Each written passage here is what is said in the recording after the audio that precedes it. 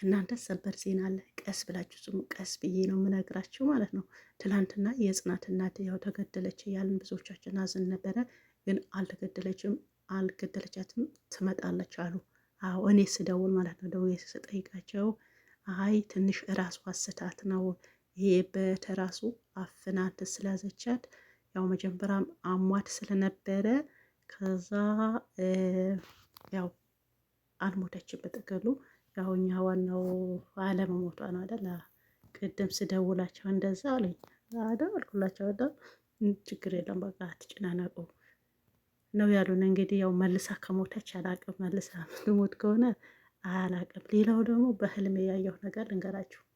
በህልሜ ይሄ ጃፒ ማለት ነው ጃፒ ፋይሉ ያው እንደምታውቁት ጽናት ጋር እንትና አባቱ ጋር ትታው ነው የሄደችው ትዝታ። ከዛ አንስቶ የጽናት ሲሰጣት አየሁ ማለት ነው። ይሄ ህልም እንዴት ያያችሁ? የህልም ነገር ያው ብዙ ጊዜ አንዳንዱ በነገራችን ላይ ያው ህልም እንደፈቺ ነው። ምን ነው በህልምሽ የምታይ ነገር አተሽ ነው ወይ? ስንት ብዙ ነገር እያለ የትዝታና የጽናት ነገር በህልምሽ የመጣ የምትሉኝ አትጠፉ። ያው ምን ላድርግ እንግዲህ ያው ህልም የመረጣችሁን ነገር አይደለም የምታዩት አይደል እንዴ? የሆነ ያሳያችሁት ነገር ነው የምታዩት።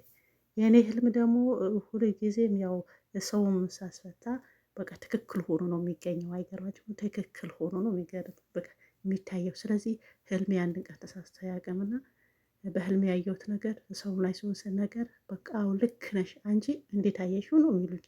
እንደኔ ህልም ያሳያቸው። ስለዚህ ይሄን ዶክመንት በህልሜ የጽናት ሲሰጣት አየው አሳያኝ ማለት ነው። አሁን በሚቀጥለው ይሰጣት ይሁን እሱ ነው ያሳየኝ ይሁን እኔ እንጃ ብቻ አየሁ። ስንት የሚታይ ነገር አለ። የሰውም ጭንቀት ያው እንትን ይላቸዋል። አንዳንዴ ቀን ቀን ስታዩት የዋላችሁት ነገር ወይም የሚያስደነግጣችሁ ነገርም የሚያስደስታችሁም የሚያስከፋችሁም ነገር በህልማችሁ በተኛችሁበት መስሏችሁ አያውቅም? አዎ ይመጣል። ከዛ ብድርግ ስትሉ ደግሞ ስትነቁ ህልም ነው። አንዳንዴ እንኳንም ህልም ሆነ ትላላችሁ።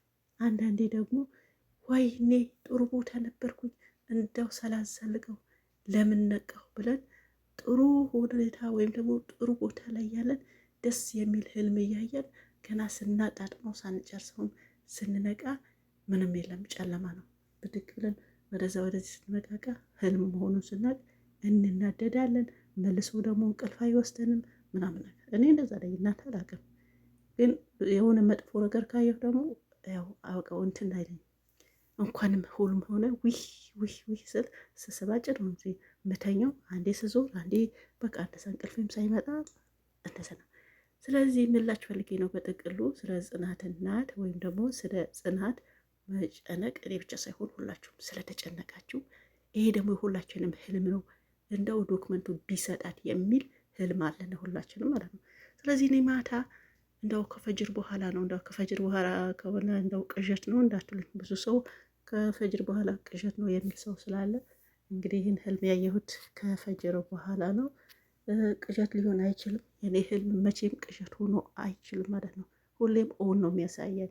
ስለዚህ ዶክመንቱ በጽናት እጅ እንደገባ ቁጠሩት። በቃ እንደዚህ ካላችሁ ይህን ዶክመንት እሷ እጅ ከገባ ያው ህልሜ ትክክለኛ እንደሆነ ታውቁና ማለት ነው። ህልም ፍቺ ብላችሁ ያው መቶ ብር እንደማማዝናሽ ማለት ነው። እንደማማዝናሽ መቶ ብር ይዛችሁ ትመጡና ህልማችሁ እፈታላችኋለሁ። ግን ይሄን ህልም እውነት መሆኑን ስታውቁ ማለት ነው። ምን ጠንቋይነት ልትጀምሪ ነው በሉኝ። ጠንቋይ ነው እንዴ? ጠንቋይ ሰው በህልም አያይም እኮ። በቃ የኔው እንደዛ አሳየኝ። በዚህ ነው ፈታሁት። እንግዲህ ምንድነው ህልም እንደፈቺው ነው። የኔው እንደነገርኳችሁ ሁሌም ትክክል ነው። ስለዚህ ይሄን እውነት ከሰጣት ሁላችሁም አንዳንድ መቶ ብላችሁ ኑ ተራት ይዛላችሁ። ካርኔ ይቆረጥላችኋል። በወረፋችሁ መሰረት ትክክለኛ ያያችሁትን ህልም ስትነግሩኝ በቃ ዳይሬክት ስትሬት ነው የምፈታላችሁ ትርጉሙ ማለት ነው። ስለዚህ ያን ደግሞ አምናችሁ ትቀበላላችሁ። ግን ይሄን የሚሆነው መቼ ነው? ይህን ዶክመንት ጽናት እጅ ከገባ በኋላ ማለት ነው። አዎ ከገባ በኋላ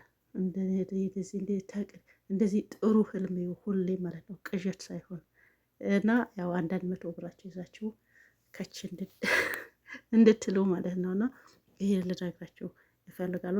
አው ልክ ነሽ እኔም ህልም አይቻለሁ የሚል ኮመንትም እጠብቃለሁኝ። ሰሞኑ ደግሞ ቁጥራቸው ስጭኝ ያላችሁ ኮመንት ላይ የኤፍራታ ቁጥር ስጭኝ ያላችሁኝ የኤፍራታ ቁጥር የምትፈልጉ ሰጣችኋለሁ ማለት ነው። እንደኔ ያው ትደውላላችሁ ሲጠፉ ማለት ነው። እነዚህ ሰዎች የጠፉ አሁን የትዝታ ቁጥር ዛሬ ይቀበልና እኔም እደውላለሁ ሲጠፉ ማለት ነው። አዎ እናንተም ትደውላላችሁ እኔም እደውላለሁ ሲጠፋፉ። ያው ግን እኛ ስንጠፋ ማን ነው የሚፈልገን ነው የኔ ጥያቄ አሁን ዋና ፖይንቱ ማለት ነው። እኛ ስንጠፋ ማን ነው የሚጠይቀኝ? ችግር የለም። እና ጽናት ቁጥር የምትጠይቁኝ ደግሞ እኔ የለኝም፣ እኔም እየፈለኩኝ ነው። የኤፍራታ ቁጥር ጠየቃችሁኝ ያላችሁኝ እሷን እሰጣችኋለሁ። ያው የጽናቱ የለኝም፣ ውስጥ እያፈላለኩኝ ነው።